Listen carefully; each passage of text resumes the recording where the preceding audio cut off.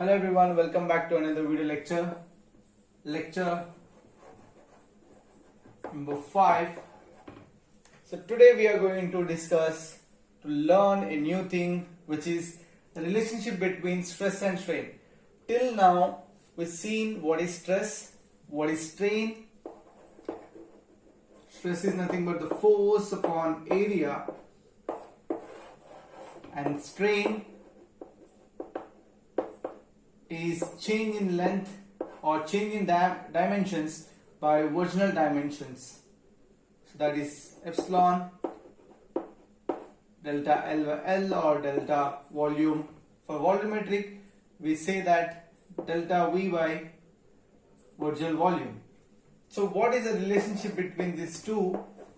So today we are going to learn, at the end of the video lecture, you are going to learn what is one-dimensional relationship. We'll see two-dimensional and three, that is x, y and z. So what is the relationship between stress and strain, and how you give mathematical equation for this? So without any further delay, let's see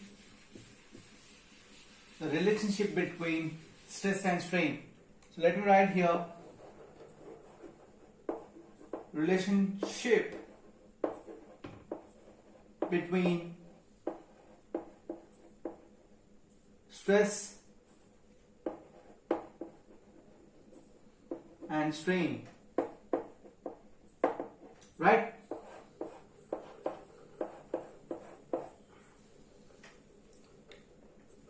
So first we'll see the one-dimensional relationship.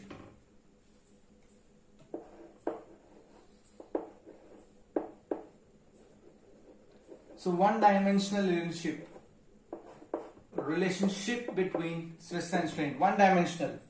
So we know that normal stress is in one direction, right? Uniaxial direction, you can call it as, so uniaxial force.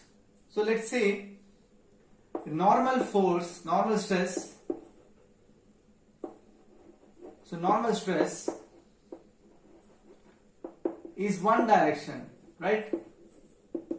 So having one dimension, right? Only for, so one directional stress or normal stress is only valid for a unidirection. So which is given by Hooke's law. So in linear direction, we know the stress strain curve for Miles T. So here till this point we know that it is a proportionality point where stress is directly proportional to the strain. So here we know that this is Hooke's law. That means when a material is subjected or loaded with inelastic limit, the normal stress developed. Okay, let's say this is P. When you applied a tangential load, that is in unidirectional load or unidirectional stress, when you apply a force, whatever the stress developed is directly proportional to the strain. So we can write as, this is nothing but Young's modulus or modulus of elasticity. E is, we know already, that sigma by epsilon. So this is nothing but the relationship between stress and strain in one direction, right? So here, let me repeat, E is the Young's modulus or modulus of elasticity, and sigma is for stress, and epsilon is for strain. So we'll see this two-dimensional point of view so that you can compare this. So let's see.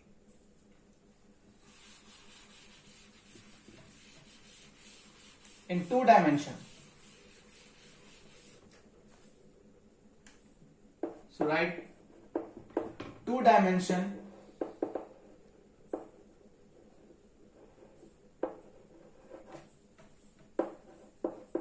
stress system.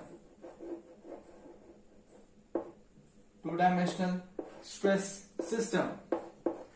So let us consider a 2-dimensional structure, a 2-dimensional plane, right? Let's give some name. Let's say A, B, C and D, right? So what I am doing, consider 2-dimensional figure, let's say A, B and C. Now what I am going to do, I am going to apply a tensile load on all the directions. So I am applying from this direction, from here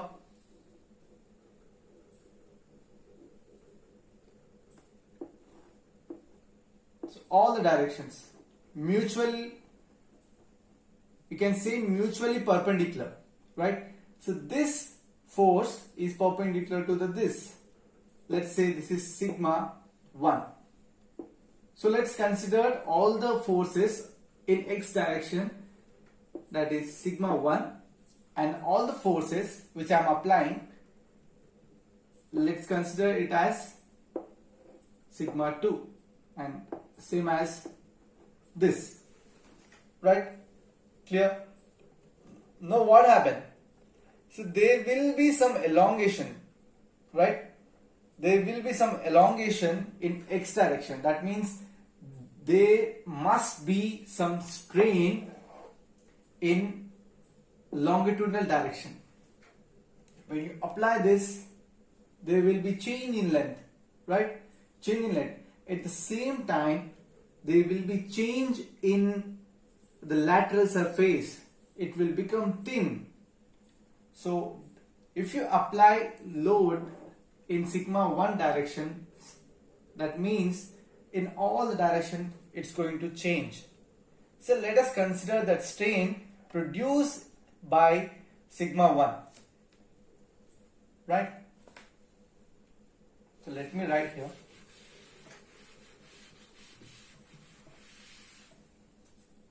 Consider the strain produced in by sigma 1. So let us consider the strain produced in sigma 1. So I am not considering sigma 2. We'll talk about sigma 2 later.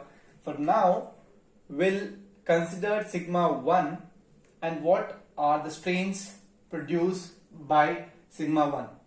So let us say that sigma 1 will produce strain in the direction of x, right? So this is x direction and the y direction, right? So whatever the stress are produced, that is in x direction.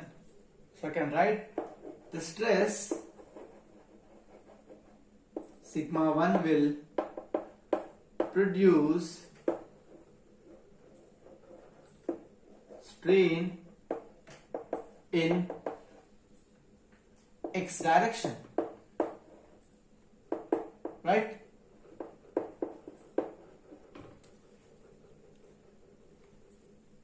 But like we know that if you apply a load in x direction, there will be change in length.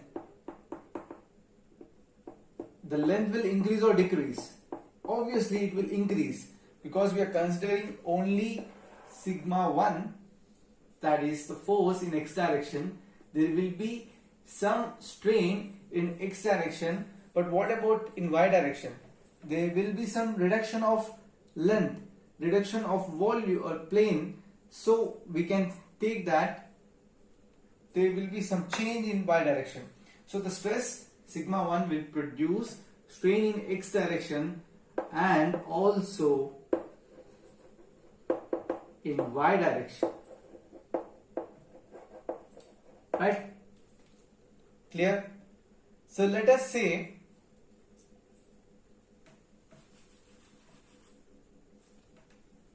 the strain which is produced in x direction, longitudinal direction, we can take it as the strain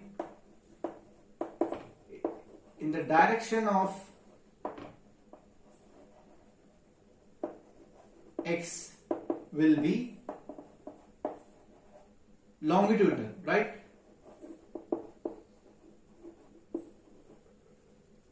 Which is equals to sigma 1 upon Young's modulus. The length is increasing, that's why it is in positive. Let try to understand. In longitudinal direction the length is increasing, so it is in positive. In lateral direction the length is decreasing, so it is become thin, so it will have a minus sign. So now we'll try to understand the stress developed in y direction.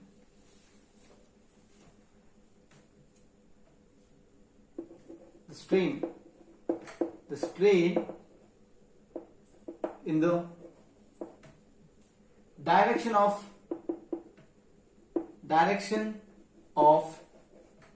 y will be lateral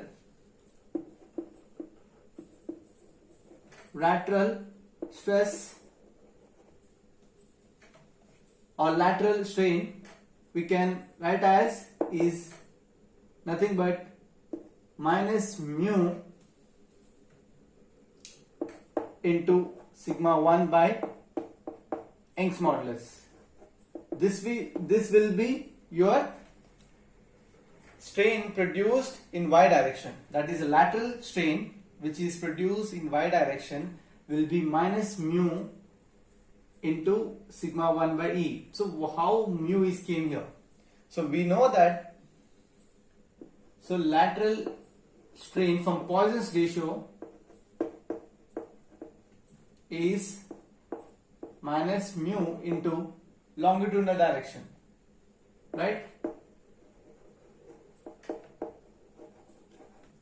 Longitudinal strain. So now here this is a longitudinal strain. So minus mu from is nothing but the Poisson's ratio. We take this equation from Poisson's ratio. So lateral strain is equals to minus mu multiplied by sigma 1 upon E. So this is the relation between stress and strain in two dimensions. So for your understanding, let me show you with a figure.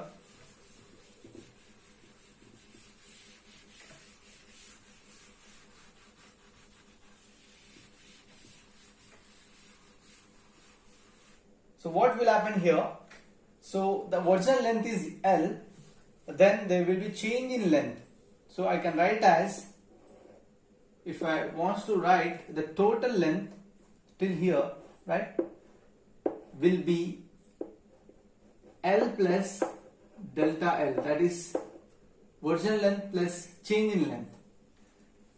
At the same time, if I try to write the breadth, change in breadth, so it will be, this is the original breadth, let's say B.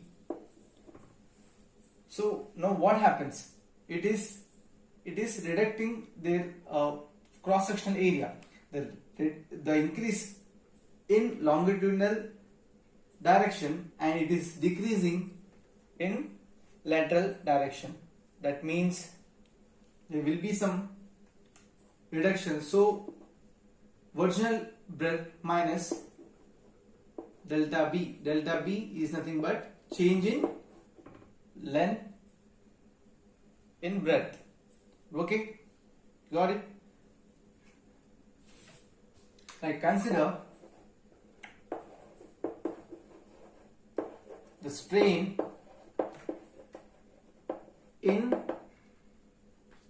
produced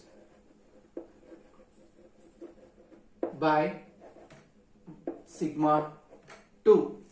So till now we've seen that how the strain produced by sigma 1, that is in longitudinal direction. Now we will consider sigma 2. So what happened? The stress sigma 2 will be produce strain in what direction first? Sigma 2 will produce strain in direction of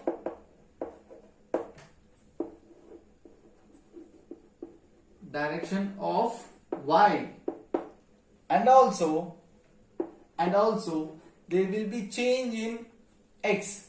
So and also I can write in x, that is x direction. So now I can write the equation, that is in y direction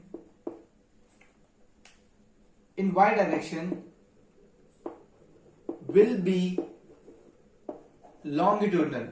So now I'm applying y direction, I'm not considering the x direction, so I'm applying y direction. So y will become the longitudinal strain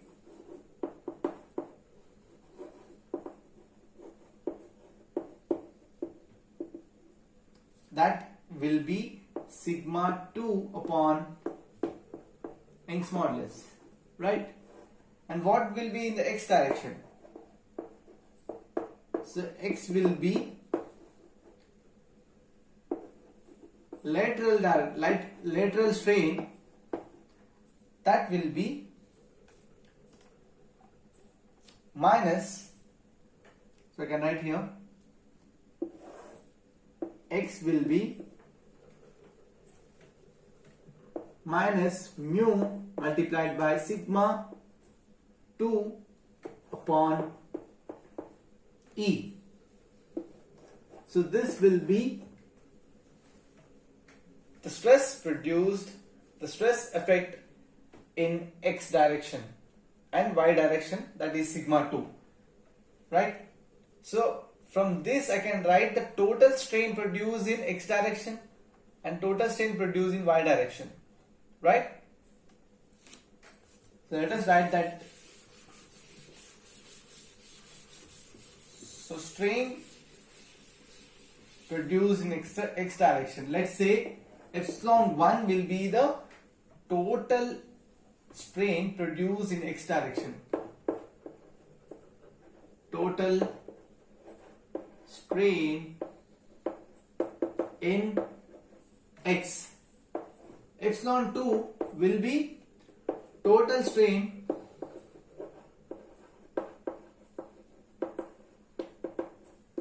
in y direction.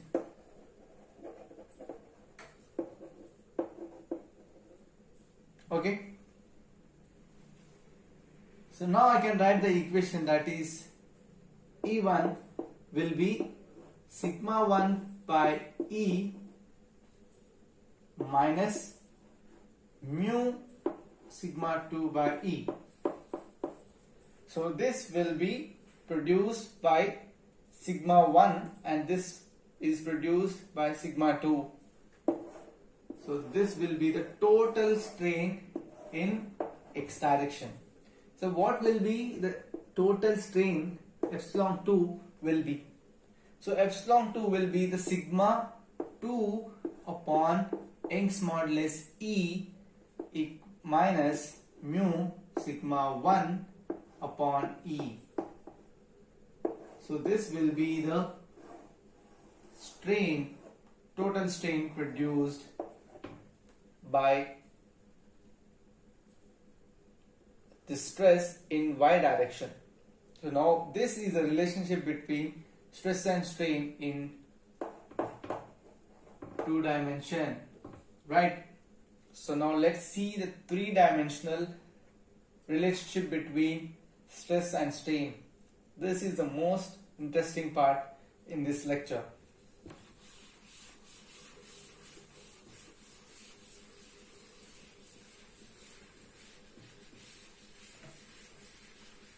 Hope you are following me.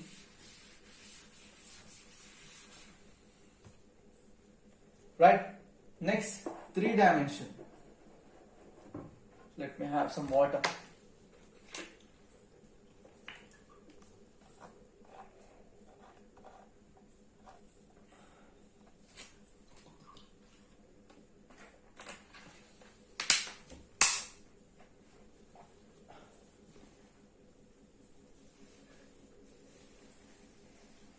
Let us consider a cuboid.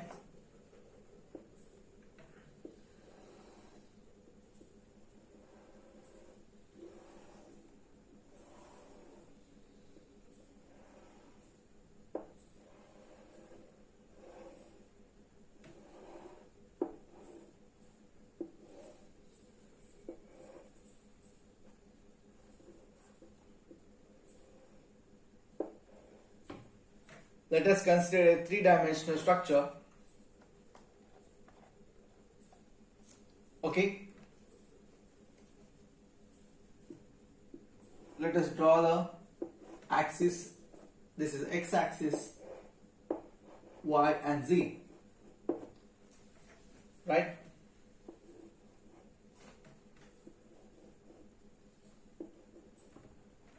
So now I'm going to apply the force on all three sides. So I'm going to apply a tensile load from x direction, let's say sigma 1, just like we took before. Whatever the forces acting on x direction will take sigma 1. Now I'm applying a force in the direction of y will be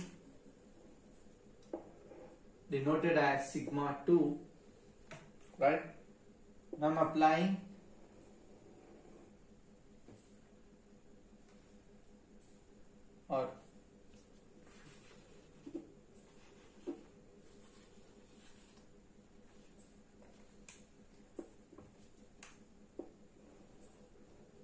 in y direction will denote it as sigma 3, right? Clear? So now we have to consider in x, y and z direction, right? So three-dimensional is subjected, and whatever the stresses are produced, we have to take separately, right? The strain produced in each separate directions. Let's say the total strain produced, this E epsilon 1, 2 and 3, right?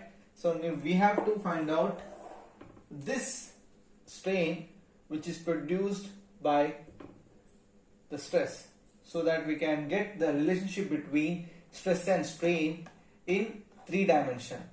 So let us consider the sigma 1.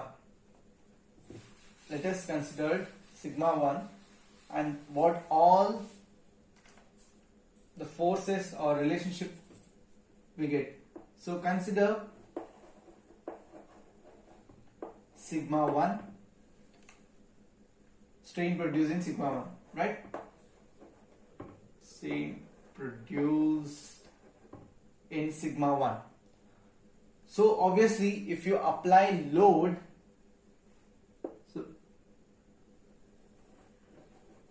in x direction, that is sigma 1 tangential direction, obviously there will be some increase in length of this cube in x direction, but there will be some change in y and z as well. So you need to understand, it is not only the change in the dimension of the cube in x direction, it is also going to change the direction of this cube in y and z as well. So what is expression we get in x direction? It will be the sigma 1 upon E, just like we got before in 2 dimensional. Next, in y, there will be a change in dimension and it is reducing or increasing. So the length is increased. The length is increased in z direction, but decrease in y direction. That will be the minus. From the lateral strain, we get minus mu sigma 1 upon E.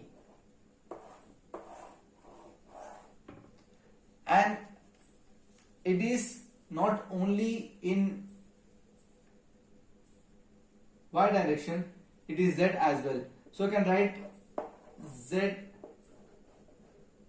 y and z will be minus mu sigma 1 upon Young's modulus.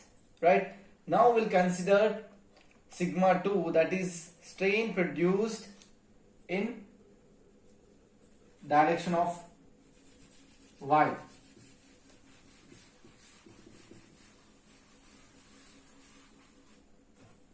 So when you apply load in y direction, it is automatically becomes the longitudinal strain, because it is longitudinally expanding in the positive direction, but there will be contrast in x as well as z direction. So very interestingly, imagine this cube. If you don't imagine, you will not get this concept. Try to imagine I am applying load from y direction, right? So there will be some longitudinal change, longitudinal strain will be generated, as well as there will be reduction in x direction and y direction. So now I can consider sigma 2, and there will be some change, right? That is change in y, that will be, so y will be sigma 2 upon Young's modulus, and x and z also going to change, and it will be minus sigma, minus mu sigma 2 upon E. So this will be in sigma 2, that is the direction of z, right? So now we'll see the strain produced in the direction or the force applied in z. So that is all the strain, all the stress produced in the direction of z. So what it will be? So z will be sigma 3, right? And E. And what about x and y? There will be reduction in size. So it will become minus mu sigma 3 upon E. So now I got all the stresses. Let us put together in total strain produced in x direction as well as y and as well as z. Right? So total stresses produced